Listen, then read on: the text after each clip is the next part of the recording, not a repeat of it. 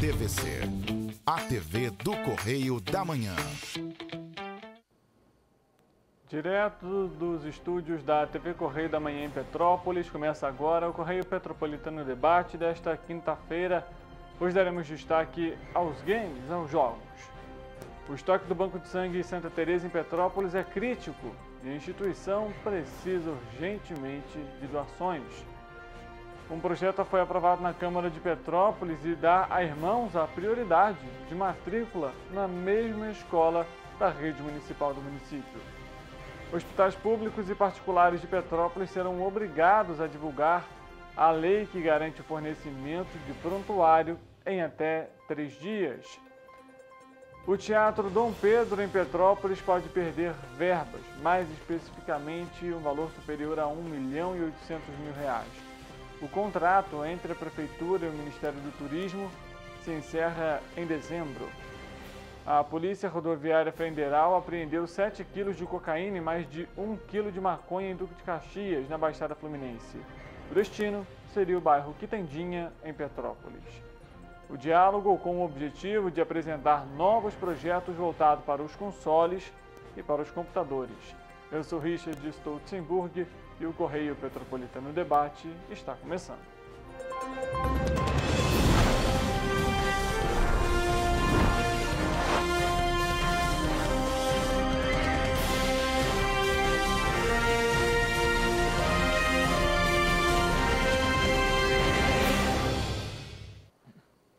Olá, uma ótima tarde para você que nos acompanha. Seja muito bem-vindo para mais uma edição do Correio Petropolitano Debate.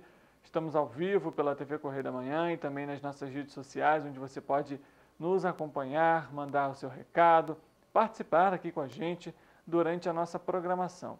É muito importante que você esteja aqui conosco.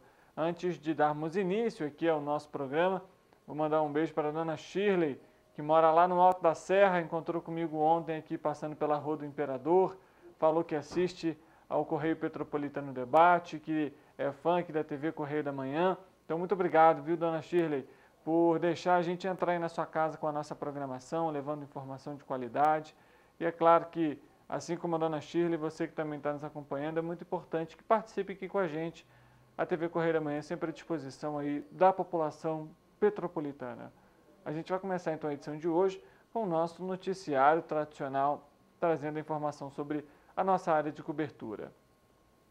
E a gente fala sobre um tema muito delicado. São 4 anos paralisadas. As obras do Teatro Dom Pedro aqui em Petrópolis parecem não ter fim, né? Infelizmente, o local que é símbolo do turismo, da cultura da cidade, que já realizou diversas apresentações, atualmente segue abandonado pelo poder público. E com a chegada do fim do ano, a situação pode se agravar. Veja só por quê. A Prefeitura pode perder R$ 1.803.750 em recursos do Ministério do Turismo para as reformas. Os recursos foram disponibilizados pelo Ministério em março deste ano. Mas até o momento, a licitação que foi anunciada pela Prefeitura na época para o dia 26 de julho não aconteceu. A vigência do contrato entre a Prefeitura de Petrópolis e o Ministério se encerra em dezembro e apenas 30% das obras no local foram finalizadas, foram concluídas. Em 2019, o teatro recebeu R$ 1.600.000 para as intervenções, também do Ministério do Turismo. O projeto inclui a restauração de banheiros, dos acessos ao anexo e da fundação para a instalação de um elevador. Também estavam previstas intervenções aí na parte elétrica, nos camarins, palco, salão principal e também de acessibilidade. Enquanto não são realizadas as obras no local, apenas tapumes foram pichados e cobrem a entrada do espaço. De acordo com o vice-presidente da Comissão de Cultura, Juventude, Esporte e Lazer, Ingo Ramos, as obras precisam ser retomadas. O parlamentar vai encaminhar, inclusive, outro requerimento para a Prefeitura de Petrópolis sobre o andamento dessas intervenções. De acordo com o Ministério do Turismo, a Prefeitura não solicitou a renovação do contrato. Além disso, o INEPAC, que é um Instituto Estadual de Cultura do Estado do Rio de Janeiro, informou ao Correio Petropolitano que o responsável técnico pela obra estava de férias e que, com isso, não podia se posicionar a respeito do tema, que era necessário aguardar o retorno das férias do responsável. A gente também questionou a Prefeitura a respeito sobre o andamento das obras ou a retomada delas, mas o município não se posicionou até o momento. Situação triste, né? A gente vê o cenário que é o Teatro Dom Pedro, bem no centro de Petrópolis, nesse formato. Quantas vezes o Correio Petropolitano Debate e também o Correio Petropolitano, né, os nossos telejornais de modo geral, apresentaram aí as questões relacionadas ao teatro, a preocupação com o término das obras, e a gente infelizmente vê esse descaso. Nem a licitação foi feita, né? Então sabemos que esse ano o teatro não fica pronto, porque quando você não faz nem a licitação, ainda tem que fazer a licitação, é um processo demorado, para depois você ainda realizar a assinatura, né, do contrato com a empresa que vai ficar responsável, e aí sim você vai ter ali o andamento das obras, né? Então, hoje, dia 19 de outubro de 2023, você há poucos meses aí, né, 2 meses e meio praticamente aí, para o término do fim do ano, a gente sabe que infelizmente o Teatro Dom Pedro em 2023 permanecerá fechado. Me recordo até inclusive no primeiro dia do Correio Petropolitano Debate, no dia 26 de setembro do ano passado, conversamos com a secretária de Turismo, Silvia Guedon, a respeito do teatro, e ela até na entrevista comentou com a gente que o teatro ficaria pronto até o primeiro semestre deste ano, mas infelizmente não aconteceu e não vai acontecer. Uma iniciativa do presidente da Câmara Municipal, vereador Júnior Coruja, vai obrigar os hospitais públicos e particulares a dar publicidade à Lei Municipal 7.346 de 2015, que assegura aos pacientes o direito ao prontuário médico. O projeto de lei 2049 desse ano, aprovado em segunda discussão durante a sessão plenária na última terça-feira, determina a fixação de cartazes com as informações em locais visíveis, permitindo que tanto pacientes quanto funcionários tenham conhecimento sobre a legislação. O autor do projeto, o vereador Júnior Coruja, lembrou que a lei de 2015 determina às instituições de saúde o fornecimento, quando solicitado pelos pacientes, da cópia do prontuário médico em um prazo máximo de 3 dias. O prontuário médico, segundo a legislação, deve conter todos os medicamentos destinados ao paciente, bem como a informação precisa de todos os procedimentos que ele deve ser submetido, e deve também ser fornecido pela unidade de saúde e, quando requerido, pelo paciente, familiares ou responsáveis mediante o recibo. O projeto de lei agora segue para o Executivo, basta saber se vai ser aprovado ou não e também como que essa fiscalização vai ser feita para ver aí, para verificar se realmente as unidades de saúde estão cumprindo com a legislação.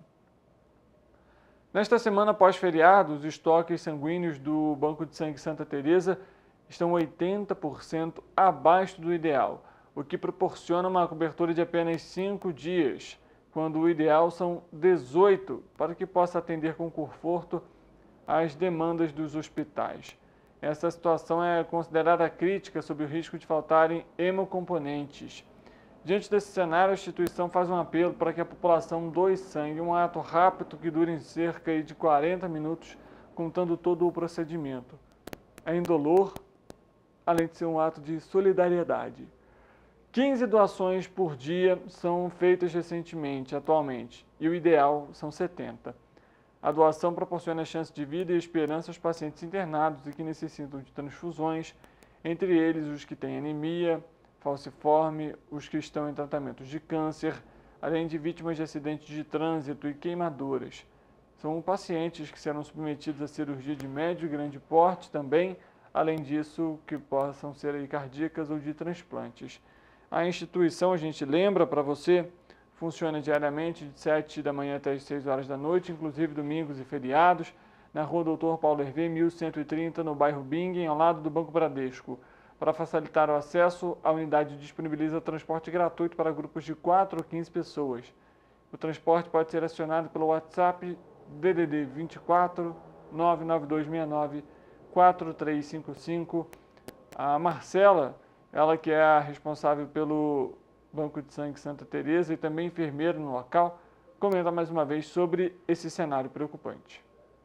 Pessoal, Marcela, enfermeira coordenadora do Banco de Sangue. Estou passando por aqui mais uma vez para convidar todos vocês para participarem com a gente de uma campanha de doação de sangue que vai acontecer aqui entre os dias 21 e 31 de outubro.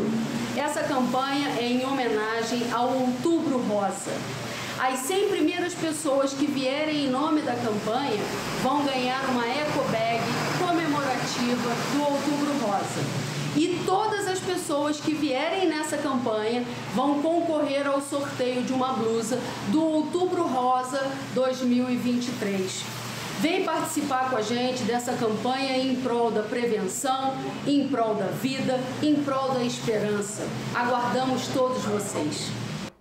É importante, né, a gente ter essa campanha aí, e você que está nos acompanhando em casa, se você já é doador, verifique aí no seu cronograma se você já pode doar novamente, e é claro, se você ainda não doou, faça lá a sua primeira doação, e casos de dúvida, a gente sabe que existem alguns critérios para você fazer essa doação, liga para o Banco de Sangue para você ter ali, tirar todas as suas dúvidas e fazer esse ato de caridade. O projeto de lei 4.277 do ano passado, de autoria do vereador Ingo Ramos, foi aprovado na última terça-feira na Câmara Municipal e vai garantir a famílias com mais de uma criança o direito à prioridade de matrícula dos irmãos na mesma escola ou em unidades de ensino próximas. A iniciativa, que recebeu o apoio de todos os parlamentares presentes na sessão, deve facilitar o dia a dia também dos estudantes, que muitas vezes acabam sendo matriculados em unidades escolares diferentes, o que dificulta a rotina e o acompanhamento também da família. Com o projeto, o vereador destacou que não só garantir o direito de prioridade de matrícula de irmãos na mesma unidade escolar da rede municipal de educação do município, mas também de garantir o direito à preferência de matrícula em unidades escolares próximas, para os casos em que os irmãos frequentem etapas ou ciclos de ensino diversos. Ou seja, se você tem um irmão, por exemplo, mais novo, 2 anos de diferença, você está, por exemplo, na 3ª série, né, o 4º ano, como também é conhecido, e ele está ali no 1º ano, às vezes dificulta, né, a rotina do pai, do responsável, de ter que ir numa escola que às vezes fica longe de casa e às vezes não dá tempo de voltar para buscar o outro filho. O objetivo da lei, então, foi esse, para de alguma forma facilitar a vida aí do pai, do responsável que trabalha e que também tem que cumprir ali com as obrigações com os filhos, como buscar na escola. O projeto agora também segue para ser sancionado pela prefeitura, né, pelo prefeito no caso, ou vetado. Caso vetado, volta para a Câmara Municipal e aí sim os vereadores votam o veto. Caso seja aprovado, né, caso eles derrubem o veto, a lei é promulgada, ou seja, o projeto de lei se torna lei de qualquer forma. Uma carga com aproximadamente 7 quilos de cocaína e 1.100 gramas, né, ou seja, 1,1 kg de maconha foi apreendida pela Polícia Rodoviária Federal no início da última quarta-feira na BR-040 em Duque de Caxias. O condutor confessou que entregaria a droga aqui em Petrópolis. A equipe fazia uma fiscalização na rodovia Washington Luiz, né, BR-040, quando avistou um veículo de passeio que realizava mudança de faixa de forma brusca e sem a devida sinalização luminosa. Quando iniciada a abordagem, foi constatada a presença de ilícitos no interior do carro. Ao todo, como a gente comentou, 7 quilos de cocaína e 1,1 kg de maconha, e que estavam embalados para porções prontas para comercialização e já precificadas. O condutor confessou que levaria, né, essa quantidade de entorpecente dentro do bagageiro para entregar no bairro Quitandinha, aqui no município. A ocorrência foi registrada na Delegacia de Polícia de Duque de Caxias. A gente conversa nesse momento com a nossa repórter Lana Silveira, em Volta Redonda, porque foi preso o prefeito de Itatiaia, mas tem atualização sobre o caso. Lana, quais são essas atualizações? Parece que o pedido de habeas corpus foi aceito, é isso mesmo? Boa tarde para você. Boa tarde, Richard. O prefeito de Itatiaia, Irineu Nogueira, foi preso na terça-feira por suspeita de ter agredido verbalmente a funcionária de uma padaria no bairro Jardim Jalisco, em Resende. Na manhã dessa quarta-feira, o Tribunal de Justiça do Estado do Rio de Janeiro concedeu o pedido de habeas corpus para Irineu. A decisão tem medidas cautelares que o prefeito terá que seguir. Ele está proibido de ir à padaria onde o fato ocorreu e não pode chegar perto ou ter contato com a funcionária, que o denunciou e registrou queixa na delegacia de Resende. Em nota enviada ainda na noite de terça-feira, a assessoria do prefeito informou, abre aspas, que Irineu nega a acusação, fecha aspas. É com você, Richard. Tá aí, né? Olha que situação delicada, né? O prefeito que deveria ser um exemplo aí, nesse caso, cometendo esse tipo de situação. Que triste esse cenário. A gente acompanha nessa situação e é sempre importante a gente salientar aqui que qualquer tipo de comentário, brincadeira, que vai denegrir a imagem do outro, não é legal, não é brincadeira. E sim, é um ato de desrespeito com a pessoa. E é claro que a gente é contra qualquer tipo de situação como essa, principalmente se tratando de uma mulher, né, que sofreu aí esse caso de racismo.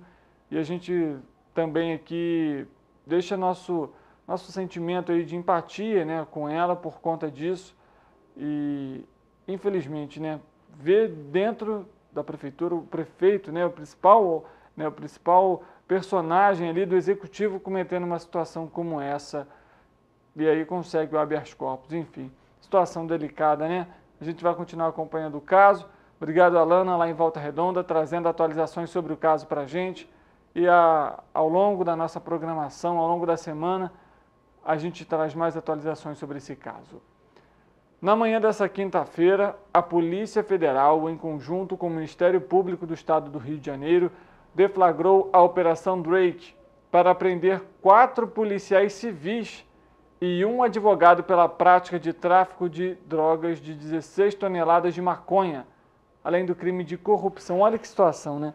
Na ação de hoje, cerca de 50 policiais federais cumprem 5 mandados de prisão preventiva e 6 mandados de busca e apreensão, que foram expedidos pela primeira vara criminal da comarca de Resende, do Tribunal de Justiça do Estado do Rio de Janeiro, TJRJ. Os mandados são cumpridos na capital fluminense, em Saquarema, e também nos endereços ligados aos criminosos, já denunciados pelo Ministério Público, bem como na cidade da Polícia Civil, especificamente na Delegacia de Roubos e Furtos de Cargas. De acordo com a investigação, que teve início em ação integrada dos serviços de inteligência da Polícia Rodoviária Federal com a Polícia Federal, na comunicação e monitoramento do veículo suspeito, viaturas ostensivas da Delegacia de Roubos e Furtos de Cargas da Polícia Civil do Estado do Rio de Janeiro abordaram um caminhão carregado com 16 toneladas de maconha na divisa São Paulo com o Rio. Após escoltarem o caminhão até a cidade da polícia, os policiais civis negociaram, por meio de um advogado, a liberação da carga de entorpecente e a soltura do motorista mediante um pagamento de propina. Com a concretização do pacto criminoso, 3 viaturas ostensivas da Delegacia de Polícia Federal escoltaram o caminhão até os acessos de Manguinhos, comunidade vinculada à principal facção criminosa do Rio de Janeiro. Em seguida, a carga de maconha foi descarregada pelos criminosos.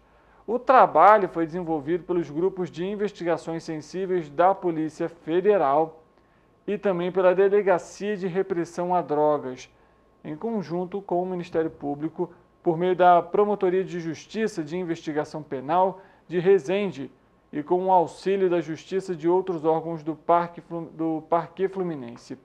Para o cumprimento dos mandados, na data de hoje, a Polícia Federal teve o apoio da Corregedoria da Polícia Civil do Estado do Rio de Janeiro. Triste também a gente ter que dar uma notícia como essa, né? E, infelizmente, policiais civis que deveriam estar aí realizando o seu serviço, claro que não são todos, mas protegendo a sociedade, recolhendo aí esses entorpecentes, realizando as investigações, auxiliando os criminosos no tráfico de drogas. Eita situação delicada, né? A gente vai continuar acompanhando o tema e essa operação da Polícia Federal. E parece até uma consequência, e mais uma vez o secretário de Estado de Polícia Civil foi substituído. O governador Cláudio Castro nomeou nesta quinta-feira o delegado Marcos Vinícius Amin Fernandes como novo secretário de Estado de Polícia Civil. Ele assume a pasta no lugar de José Renato Torres, que pediu para deixar o cargo. Enfim, vamos continuar acompanhando também esse tema para saber o porquê dessa alteração, né? Já é a segunda vez, pelo menos em 2, 3 meses aqui de Correio Petropolitano Debate, a gente acompanhando esse caso e vendo a troca frequente aí no secretário de Estado de Polícia Civil. Vamos à previsão do tempo, afinal a sexta-feira está chegando e com ela o fim de semana.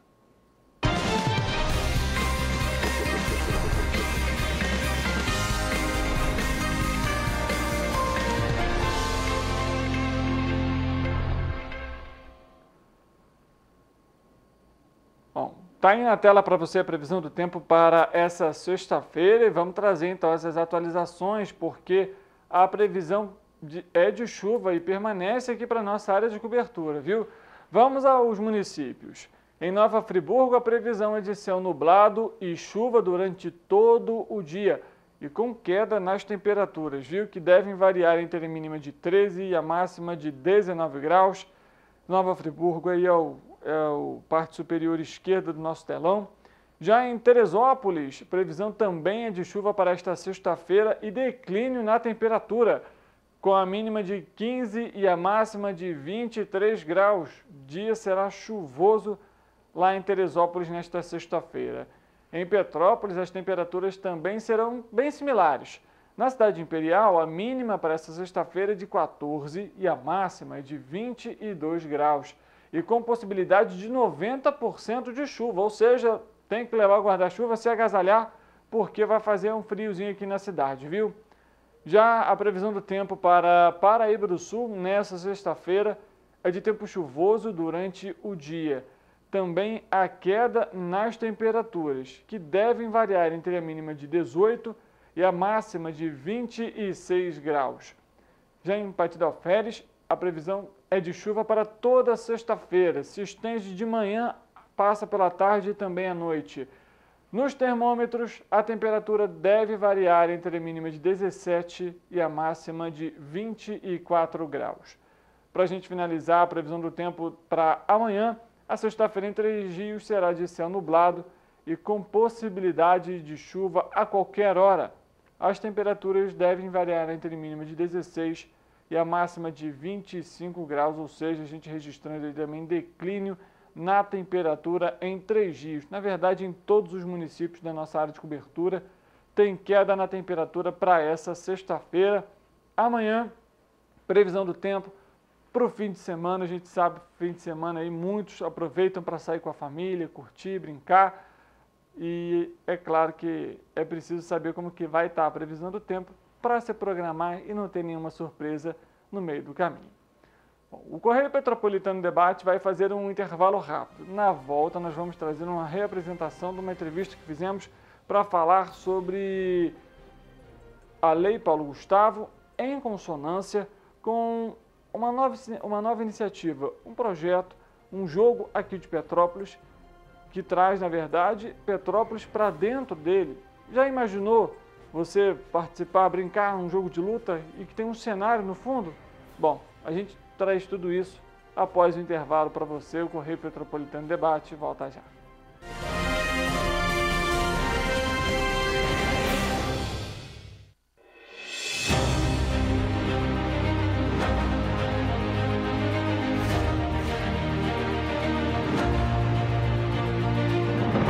Não é jornalismo de direita, é jornalismo direito.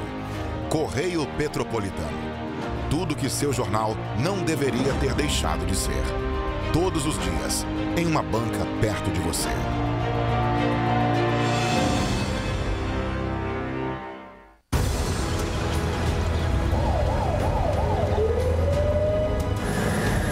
O governo do estado do Rio já investiu mais de 8 bilhões na saúde.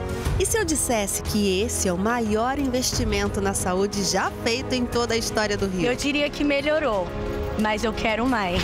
Depois de 3 anos parados, os mamógrafos móveis estão de volta. Pra gente cuidar melhor das mães e dos bebês. O governo do estado também está investindo na saúde especializada. Porque se o problema é complicado, mais atenção ele precisa. Melhorou, mas para a saúde a gente sempre quer mais. O importante é que a saúde esteja mais perto das pessoas. Por isso, todas as regiões do Rio recebem a mesma atenção. Melhorou, mas eu ainda quero mais. O governo do Rio de Janeiro também quer. Então pode ter certeza, o trabalho e os investimentos vão continuar. Governo do Estado do Rio de Janeiro. Para ter mais qualidade de vida, conte com a maior rede de academias de Petrópolis. Aqui na Cooper, com uma mensalidade, você utiliza todas as unidades. Centro, Bingen, Itamaraty e Itaipava. Com planos a partir de R$ 84,00, a academia oferece ambientes modernos para você cuidar da sua saúde com segurança. Os espaços contam com dezenas de aparelhos de musculação, diversos equipamentos para aeróbico e funcional. Além, é claro, de profissionais qualificados e uma extensa grade de aulas coletivas, que inclui dança, bike, jump, wolf fit, step fit, entre outras. Nossas estruturas são equipadas com salas de musculação e aulas coletivas, salas de avaliação física e nutricional, vestiários e estacionamentos amplos. Venha nos fazer uma visita e surpreenda-se! Rio de Janeiro, atração o ano inteiro. Tem descanso, tem folia, noite e dia, alegria, sol e praia, diversão.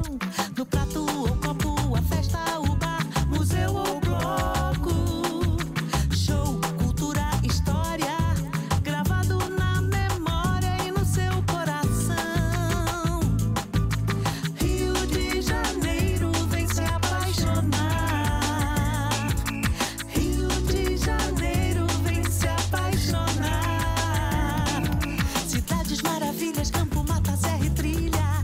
Estado de emoção. Tem o Rio de Janeiro, que você já ama, e o Rio, que ainda vai conquistar você. Apaixone-se pelo Rio. Rio de Janeiro, vem se apaixonar.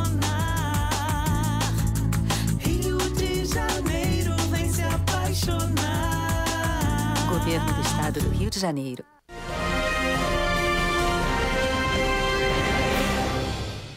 Correio Petropolitano Debate, de volta. A gente dá início agora aqui à nossa entrevista. Hoje para falar de um tema bem interessante, viu?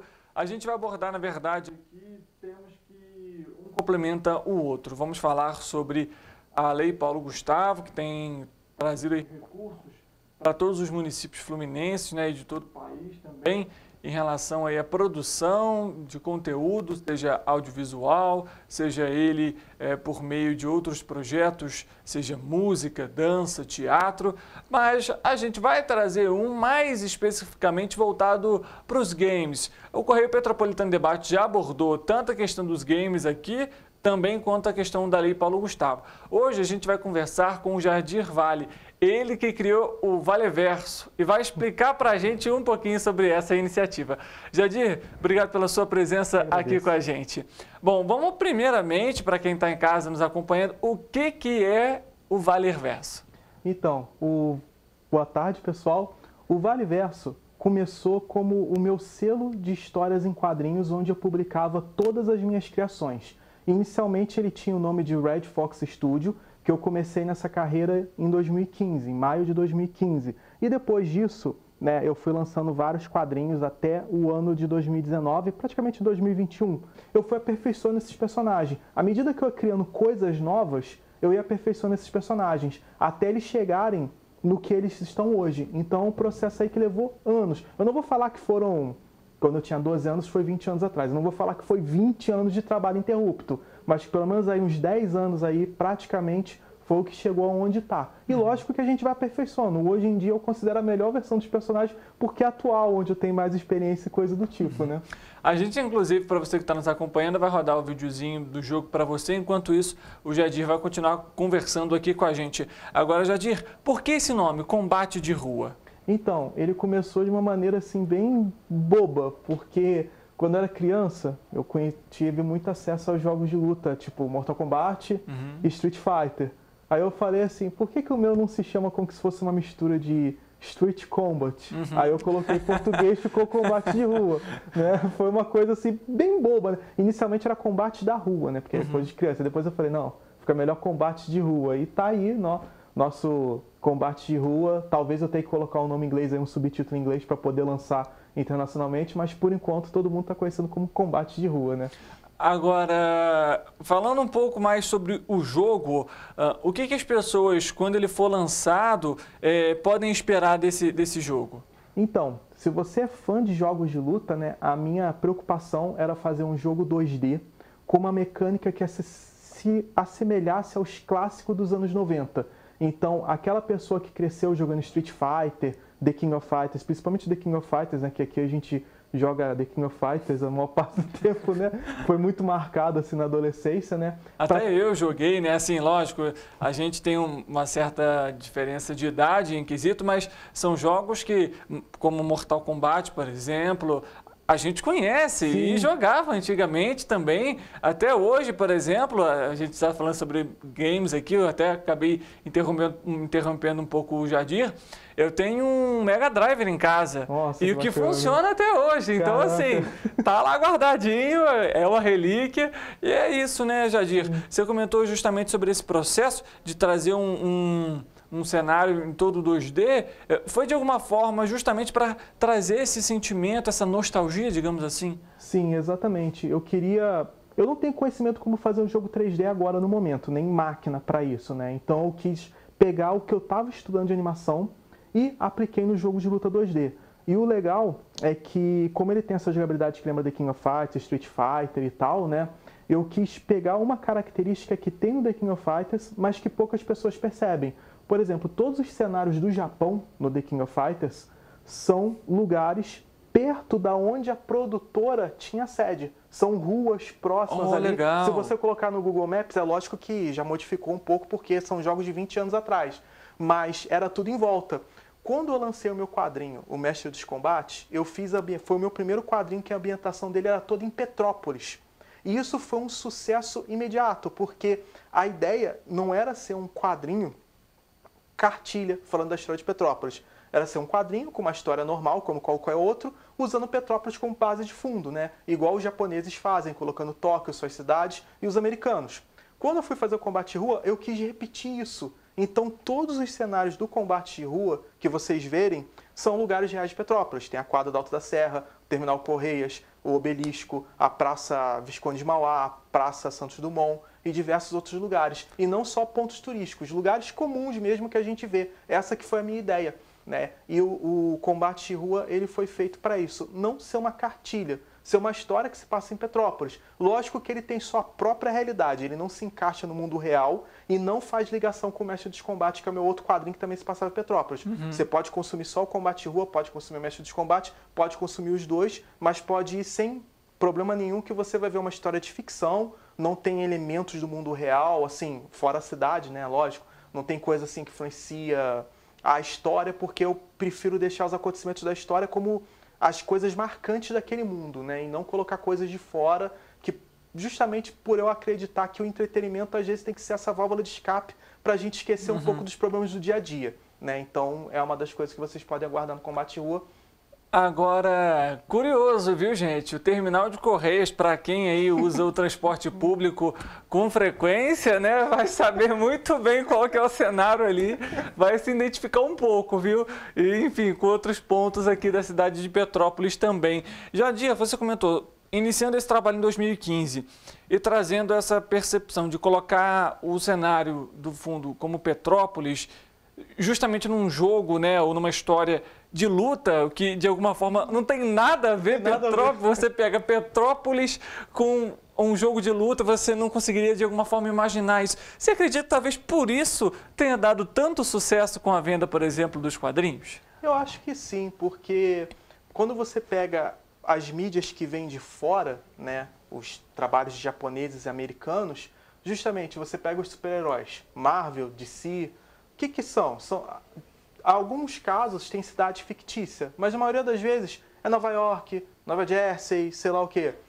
O japonês é a mesma coisa, é Tóquio, Kyoto, Hokkaido. Então, tipo assim, são lugares históricos japoneses ou não, americanos ou não, e tá acontecendo uma história ali com alienígenas lutando e blá, blá, blá, blá, blá, blá. E eu falei, poxa, por que não trazer isso? Eu conheço diversos quadrinistas que atuam aqui no Brasil com suas próprias histórias também, e muitos deles colocam suas cidades.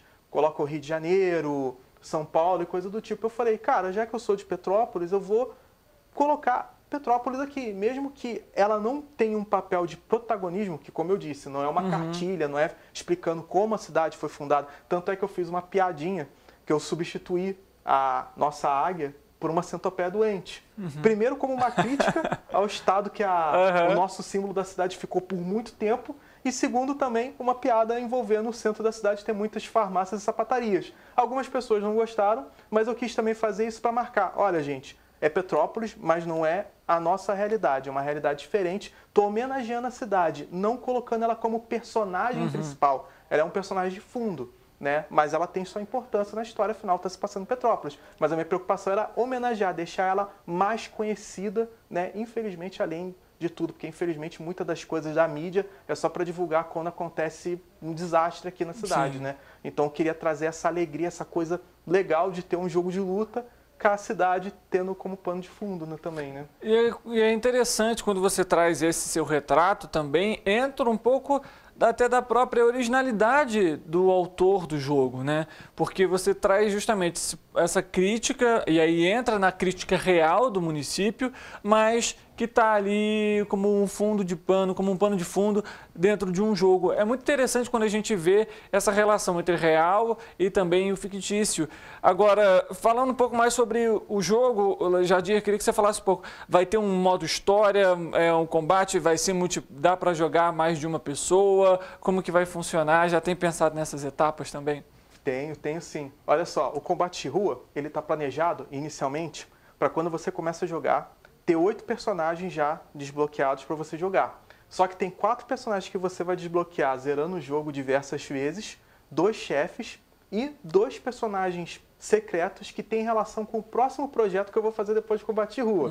E o jogo, ele está planejado para ter o modo arcade normal, que é aquele modo que você escolhe um personagem, joga, zera, né, derrota o chefe, vê o final daquele personagem, e o modo história, né, ele todo 2D, né, e tal, cada hora você joga com um personagem bem semelhante ao que é feito na franquia Mortal Kombat, após Mortal Kombat 9, essas coisas assim, só que lógico, né, todo 2D, né, com meu desenho tudo desenhado e tal, né, e dentro desses 2 modos você vai desbloquear a parte história do jogo, né. O multiplayer, ele existe, né, tem como você jogar local, né, com outros players e tal, 2 pessoas e tal, e também tudo dando certo, como eu pretendo lançar esse jogo até final do ano que vem na Steam, ele vai ter a função que a Steam deixa de Steam Together, que é quando você meio que compartilha o seu PC com um amigo que está longe e pela internet vocês jogam o jogo. Infelizmente eu ainda não tenho como bancar um servidor próprio para esse jogo ter um servidor próprio, mas ele vai ter essa função da Steam que muitos jogos indies usam esse sistema. Então é mais ou menos assim que vai funcionar. E quem sabe esse jogo tendo sucesso o suficiente para fazer sequências e coisas do tipo, aí já não dá para fazer um investimento melhor para fazer os próprios servidores e coisas do tipo no futuro. Agora, Jadir, você comentou sobre essa questão sobre o 3D, você pretende também, lógico, né, a gente sabe que isso é com o tempo, mas você tem interesse também nessas novas plataformas, nesses novos formatos de jogos? Pretende também aprimorar as técnicas para, quem sabe, lançar novos jogos também para esse novo público? Claro, com certeza. A ideia é sempre a gente evoluir conforme a gente vai fazendo as coisas, né? No momento eu não tenho conhecimento 3D, mas quem sabe, assim que lançar esse jogo, como eu estou sempre estudando, eu sempre procuro conhecer coisas novas, técnicas novas, quem sabe aí no futuro próximo não dê para lançar um jogo 3D feito nessa mecânica, mas, né, não vou prometer um GTA da vida, porque aí também não dá. Mas quem sabe não dá para fazer até um jogo de luta mais 3D, assim, podendo brincar com esse tipo de coisa. É um objetivo, mas um pouquinho mais para frente agora, que eu tenho que saber onde eu estou pisando. Agora, falando um pouco sobre essa questão de recursos, Jadir, você comentou logo no início também aqui com a gente que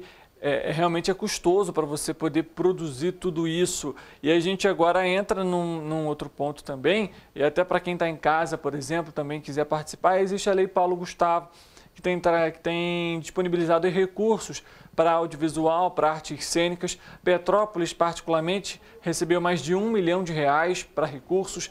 Né? Lógico que a pessoa precisa se inscrever, apresentar um projeto. Esse projeto ele vai passar por uma comissão, ser avaliado, mas você pode obter recursos para o seu projeto em casa. E quando a gente trata de audiovisual, a gente está tratando, por exemplo, do jogo aqui do Jadir, que é justamente isso. Às vezes a pessoa fica presa, né, de que audiovisual é novela, série, um filme, um documentário. Não, você tem aí o videogame hoje, né? A gente sabe que o eSports, por exemplo, é um imenso mercado, na verdade. A gente trouxe isso aqui no Correio Petropolitano Debate e é uma outra oportunidade também para quem, por exemplo, está produzindo jogos, como o Jadir, de se inscrever nesses concursos, nesses editais e conseguir também obter esses recursos. Vou até aproveitar, Jadir, já pensou nessa oportunidade também de apresentar esse projeto, levar isso para, de alguma forma, conseguir agilizar, digamos assim, essa produção? Já sim, né?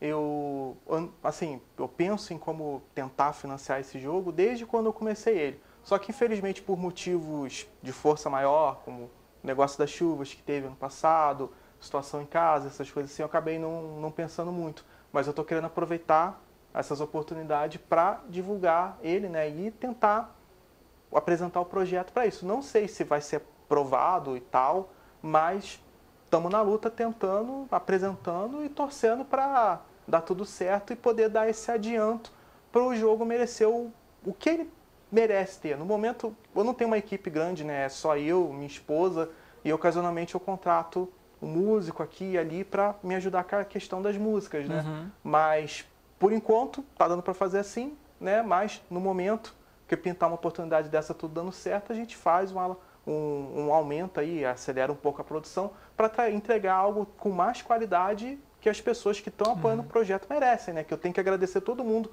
que apoia o projeto desde a primeira vez que eu anunciei ele e tal, né? Apoia compartilhando nas redes sociais, divulgando para os amigos, essas coisas assim. E quem sabe as portas não se abram para trazer mais coisas boas, né, para esse projeto. Olha só, para você que está nos acompanhando, o Jadir, fica aqui só uma sugestão, tanto para o Jadir quanto para você que está em casa, viu? Empresário, comerciário. Petrópolis é o fundo, digamos assim, é o cenário de todo esse jogo. Você que é empresário, por exemplo, gosta da área, por que não conversa? Por exemplo, procura uma oportunidade e quem sabe a sua loja, a sua logo estar ali no fundo, dentro do cenário de Petrópolis, justamente vai juntar a parte real com a parte fictícia e de alguma forma você pode fazer uma parceria, pode fazer um patrocínio, prestar um apoio para essa produção. A gente sabe o quanto isso pode auxiliar produtores como o Jadir, como roteiristas como o Jadir e também dentre outros tantos projetos que temos não só em Petrópolis, mas por todo o Brasil. Esse que é um cenário, né, um tema que eu particularmente gosto bastante, apesar de não ter dom nenhum, tanto para desenho quanto para jogar, viu? Jogo de luta, então, eu sou péssimo, mas a gente tenta de vez em quando, né? Jadir, a gente está aqui encerrando a nossa entrevista. Antes disso, eu só queria fazer uma pergunta. Como que foi essa transição do quadrinho para trazer isso para o audiovisual?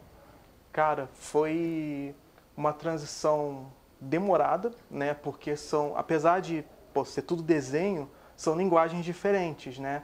E na questão de animação, é uma coisa que eu já estudava, então não penei tanto, eu só fui aperfeiçoando as técnicas. Tanto é que quando vocês vendo aí as imagens do jogo, vocês vê que tem uma animação fluida, né? Caprichada e tal, mas a parte assim de programação, testar, porque jogo tem bugs, né? Você testa essas coisas assim, é a parte mais penosa, assim, mas tá dando tudo certo. Mas assim, não vou mentir para você, foi mais ou menos 1 ano e meio de adaptação para chegar no nível que tá agora, para conseguir ter a confiança de chegar, mostrar o jogo, mostrar para as pessoas jogarem e tal, porque passa por muitos processos, né? Mas foi um período assim... Algumas coisas foi mais tranquilo e outras penou um pouco, porque foi a primeira vez que eu peguei para fazer isso afinco, né? Mas é muito divertido no final, quando vê as pessoas jogando, conhecendo o projeto e ver tudo isso assim, faz aquela sensação de dever cumprido e a gente fica feliz da vida, né? Vale a pena tudo isso. Em relação a outra questão, recursos de computador. Quem, por exemplo, quiser jogar esse jogo, vai depender de alguma característica específica, como memória RAM, processador, ou por ser um jogo 2D, não vai pedir tanto recurso assim de quem vai jogar nesse caso? No caso, eu estou pegando o meu computador como base, que ele não é um computador tão moderno, né? Então, os requerimentos mínimos que eu coloquei, assim, que está rodando no meu computador sem problema nenhum, eu passo para as pessoas. No momento Windows 7 superior,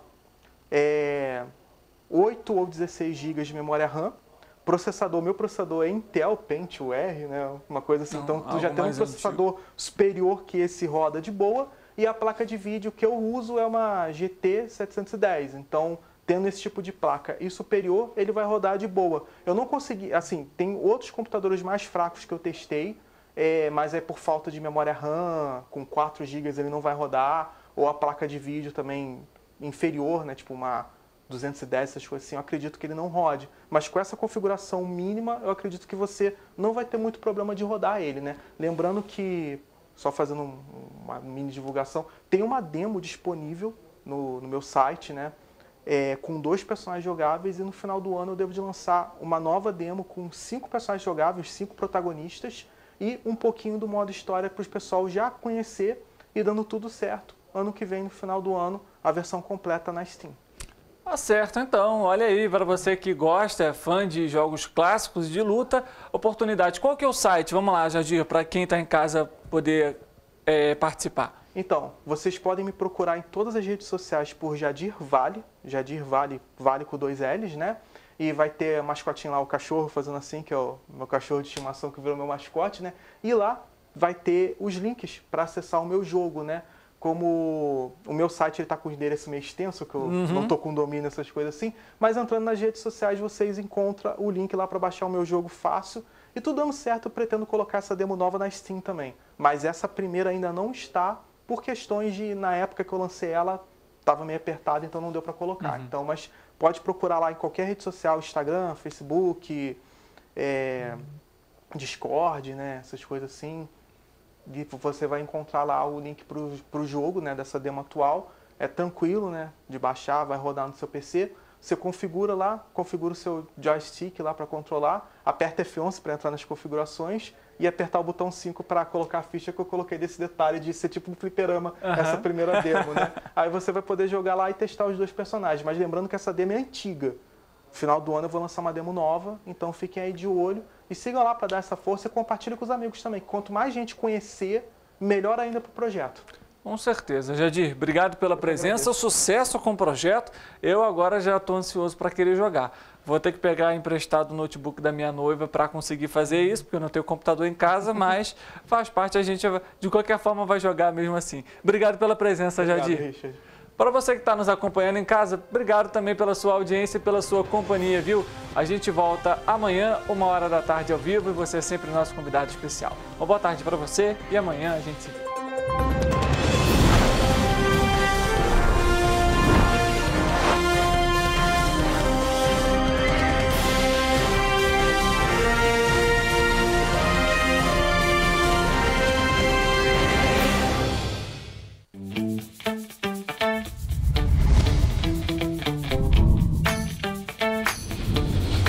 TVC, a TV do Correio da Manhã.